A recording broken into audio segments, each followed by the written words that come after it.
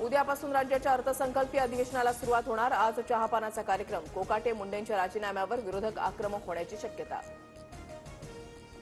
पुण्यात शिंदेंकडून शहांची भेट घेऊन फडणवीसांची तक्रार। सामनाच्या रोखठोकमधून संजय राऊतांचा मोठा दावा। शिंदे आणि शहांमधील कथित संवादही सामनातून प्रसिद्ध। उद्धव ठाकरे दिल्ली दौऱ्यावर जाणार असल्याची माहिती। अधिवेशनामध्ये अभ्यासपूर्ण मुद्दे मांडण्याचे ठाकरेंचे खासदारांना आदेश। अर्थसंकल्पीय अधिवेशनाचा दुसरा टप्पा 10 मार्चपासून।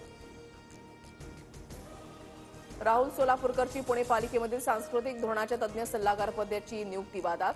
तर सोलापूरकरची डिसेंबर 2023ला नेमणूक। सध्या कोणतीही समिती अस्तित्वात नाही, पालिकेचं स्पष्टीकरण।